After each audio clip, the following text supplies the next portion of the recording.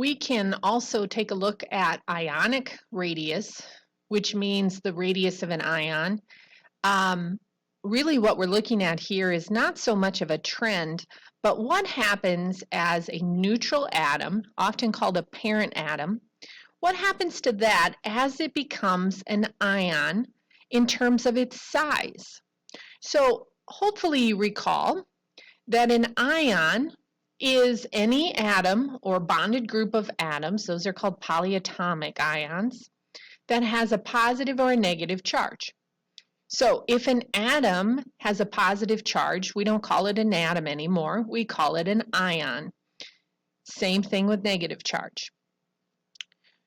Why do things become ions? Well, it all goes back to becoming as chemically stable as possible. We can, based on the position on the periodic table, determine if an atom is likely to lose electrons or gain electrons in order to become more stable. Now remember, the ideal number of electrons in the valence shell, with the exception of this very small atoms like helium and lithium and beryllium, the goal is to always have 8 valence electrons. That's what a complete shell is. Helium, of course, has only 2. And when lithium forms an ion, it also has only 2. But generally speaking, the goal is to have that full valence shell, and usually that means having 8. So things are going to lose electrons if they have only 1, 2, or 3 valence electrons. And we can tell how many they have by knowing what group number they are in. So group 1 has 1 valence electron. Those atoms will lose that 1. Group 2 has 2 valence electrons. They'll lose 2. Group 13, we skip the middle. These transition elements don't follow the pattern very well. And they are going to lose 3 electrons because they have 3 valence electrons. Now, group 14, carbon's group, have 4 valence electrons, which means they could lose 4 or they could gain 4. So usually we don't pay too much attention to them, and we'll deal with them more later. When we get to group 15, that means they have 5 valence electrons. Well, they're not going to lose all 5. Instead, they're going to become stable by adding 3 electrons. If they gain 3 electrons, they can then have a full valence with 8. Group 16 has 6 valence electrons, so they gain 2. Group 17 has 7 valence electrons, so they gain 1. So again, just based on where the element is on the table, we can know whether it's going to lose or gain electrons. What kind of ion does it form? Well, if an element were to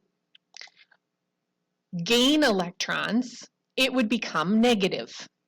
It would then have more negative electrons than positive protons in the nucleus, so it would have a negative charge. We call that an anion. So anions form when atoms gain electrons.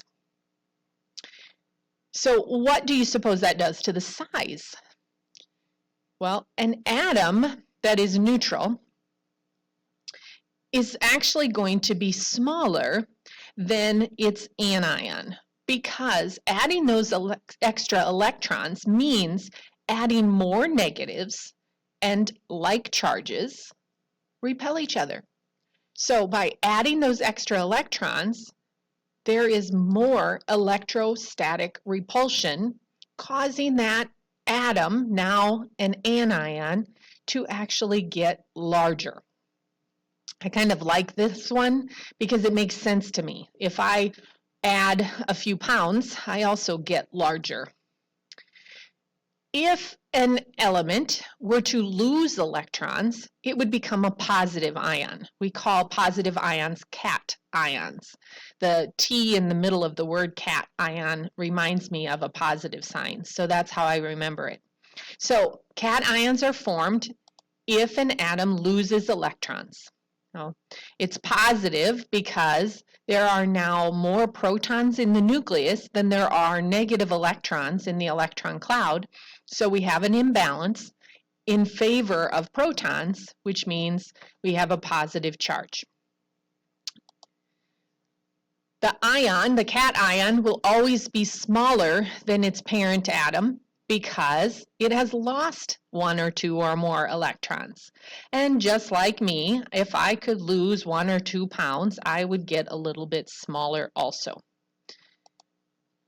If you take a look at this diagram, it really gives you a sense of how much smaller they get when they lose electrons and how much larger they get when they gain electrons. So if we take a look at the white columns are representing what these atoms look like when they are neutral.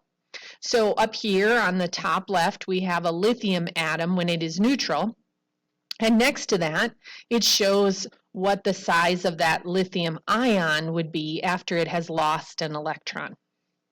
Okay. Over here we see beryllium as a neutral atom and beryllium as a positive 2 ion. Moving over to this side, to the right side of the table, we can see in the white column again what the neutral atom looks like size-wise. So we have fluorine here. Fluorine would gain an electron to become neutral, and so we can see that it is going to be larger as an ion than it is as an atom. Sulfur is one that strikes me because if I look at the sulfur neutral atom here in yellow, I can see how much larger it really is after it gains those 2 electrons. It gets much, much larger.